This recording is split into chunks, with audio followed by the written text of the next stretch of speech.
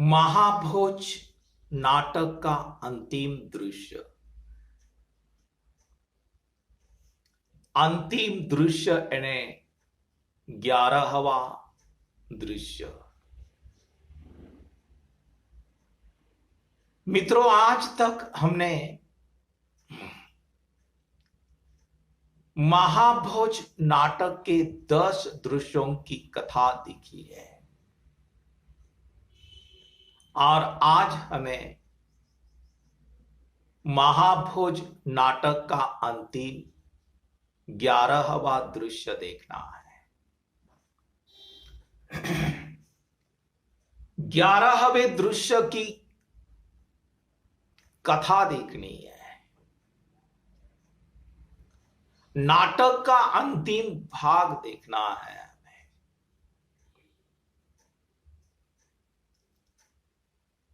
ग्यारहवें दृश्य में सरोहा गांव के पंचायत के मुखिया, पंचायत का सरपंच, सरोहा गांव का बड़ा जमींदार, जिनका नाम है जोरावर सिंह।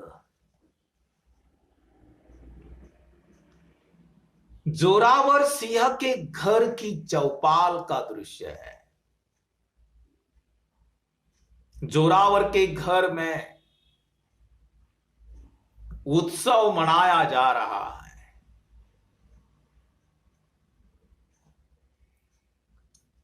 यह उत्सव किस कारण है? कौन सी घटना घटित हो गई जिसके कारण जोरावर के घर में उत्सव मनाया जा रहा है, आनंद मनाया जा रहा है? मुख्यमंत्री दास साहब ने पुलिस अधिकारी सिन्हा से ऑर्डर दी कि एसपी सक्सेना को सस्पेंड कर दिया जाए इमीडिएटली। जो सक्सेना एक ईमानदार पुलिस अधिकारी बीसू की मौत की तहकीकात कर रहा था, उसी को बेगुनाह सस्पेंड कर दिया गया।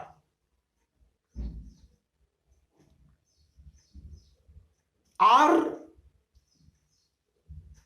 बीसू की मौत के जिम्मेदार लोगों को, हत्यारों को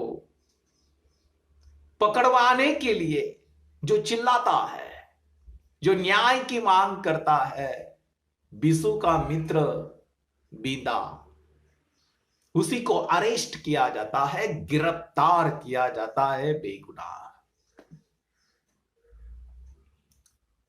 इस घटना के कारण जोरावर के घर उत्सव मनाया जा रहा है। घर की चौपाल में हारमोनियम वाले, तबले वाले बहुत ही चलती धुन बजा रहे हैं, जिस पर एक नाचने वाली औरत नाच रही है।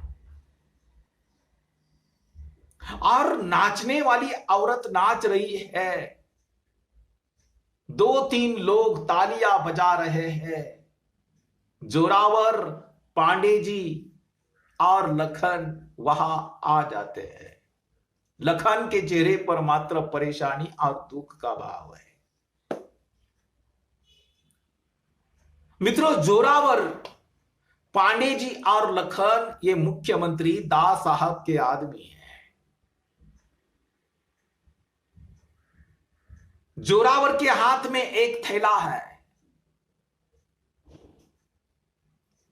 पांडे जी दास साहब का पर्सनल सेक्रेटरी है। लखन दास साहब का खास आदमी है। लखन विधानसभा की एक सीट के लिए जो चुनाव होने वाला है, उसका उम्मीदवार है। लखन के चेहरे पर परेशानी और दुख का भाव दिखाई देता है। जोरावर की चौपाल में लोग जमा हो गए, नाच गाना देख रहे हैं, नाच गाना हो रहा है। जोरावर थैले में से एक शराब की बोतल निकालकर बीच में रख देता है और कहता है, यह देसी तुम सबके लिए। यानी देसी दारू की बोतल निकालकर वह बीच में रखता है जोरावर और लोगों से कहता है कि तुम सबके लिए यह देसी की बोतल, और दूसरी बोतल थैली से निकालकर पांडे जी के सामने रख देता है और पांडे जी से कहता है, पांडे जी ये तुम्हारे लिए। परंतु जोरावर लखन की ओर देखता है। लखन निराश है और जोरावर लखन से कहता है, लखन बाबू कुछ नहीं होगा इनसे, पर कोई बात नहीं, हम करेंगे दावत। अरे पिलाते नहीं हो तो पियो तो सही लखन बाबू, ये देसी नहीं, अरे ये इलायती शराब है, इलायती, ये देसी नहीं है। लखन शांत स्वर में कहता है, मैं नहीं पीता जोरावर।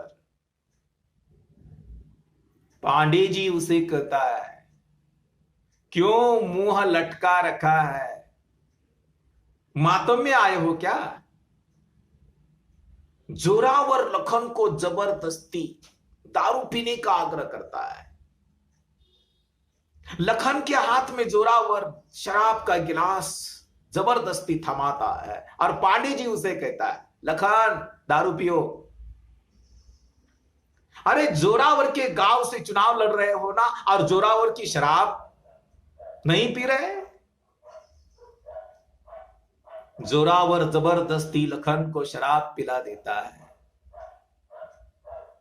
लखन का उदास चेहरा देखकर पांडे जी उसे कहता है, बींदा की गिरफ्तारी से हरिजनों के कुछ ओट कटेंगे, सुकुल बाबू के आदमी। जोरावर दारू के नशे में कहता है, अरे मारो गोली सुकुल बाबू के आदमियों को।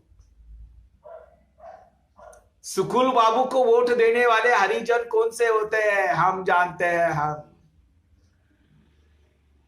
अरे चुनाव के दिन बूथ पर पहुंच तो जाए उनमें से ससुरा एक भी।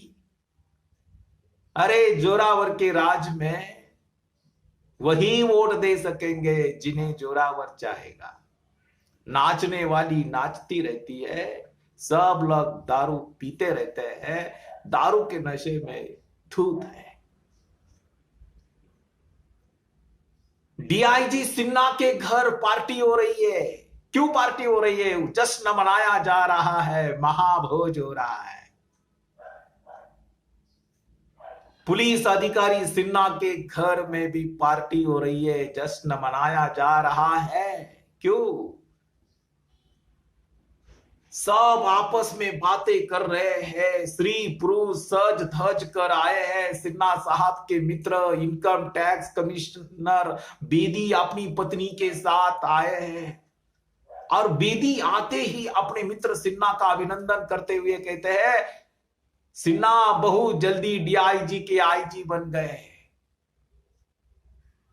केवल और केवल डीआईजी से पदोन्नति होकर आईजी बन गए सिन्हा। इसका एकमात्र कारण है दास साहब का आशीर्वाद, क्योंकि घिसू की जो केस थी उसी को दबाने का काम सिन्हा ने किया और वह डीआईजी का आईजी बन गया, पदोन्नति बन गई। इसीलिए सिन्हा के घर में जश्न मनाया जा रहा है, महाभोज हो रहा है।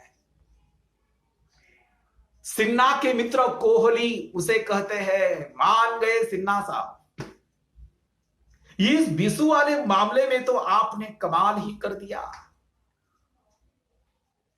मशाल समाचार पत्र के संपादक दत्ता बाबू भी जश्न मनाने आए हैं सिन्हा के घर और दत्ता बाबू सिन्हा से कहते हैं, और नहीं तो क्या, वरना इस हत्या आत्महत्या के चक्कर में अच्छे अच्छे चक्कर खा जाते।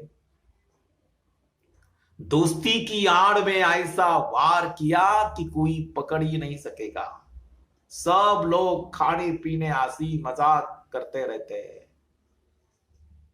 दूसरी ओर सरोहा गांव के पुलिस थाने में थानेदार चौकीदार दोनों मिलकर बींदा की पिटाई कर रहे हैं। बींदा जोर जोर से चीखता है, चिल्लाता है, लेकिन वो बोलता कुछ भी नहीं।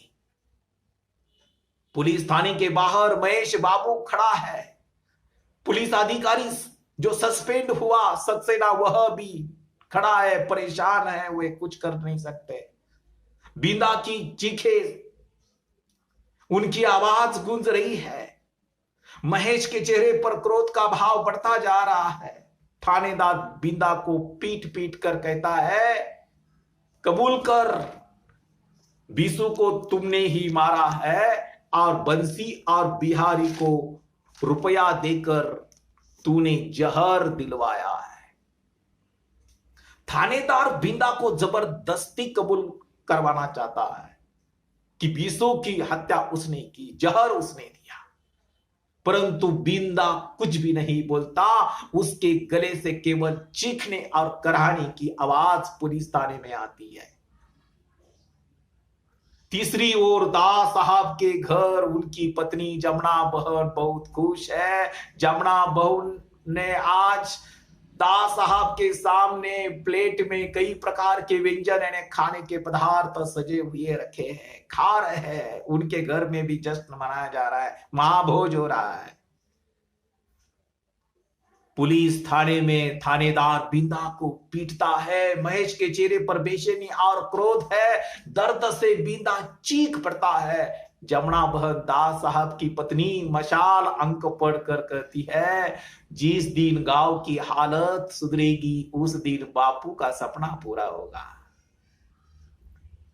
थानेदार बींदा को इतनी जोर से मारता है कि बींदा पहली बार चीख कर बोलता है, नहीं, मैंने बीसू को नहीं मारा।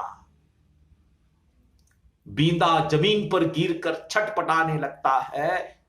महेश और एसपी सक्सेना को हटाकर, महेश बाबू सक्सेना को हटाकर पुलिस थाने में घुस जाता है। जोरावर के घर उसी तरह नाच गाना चल रहा है। सिन्हा के यहां भी हंसी मजाक खाने पीना चल रहा है। दास साहब के यहां भी खाना खिलाना चल रहा है।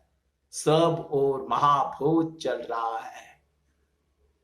जमीन पर पड़ा हुआ बींदा छटपटा रहा है।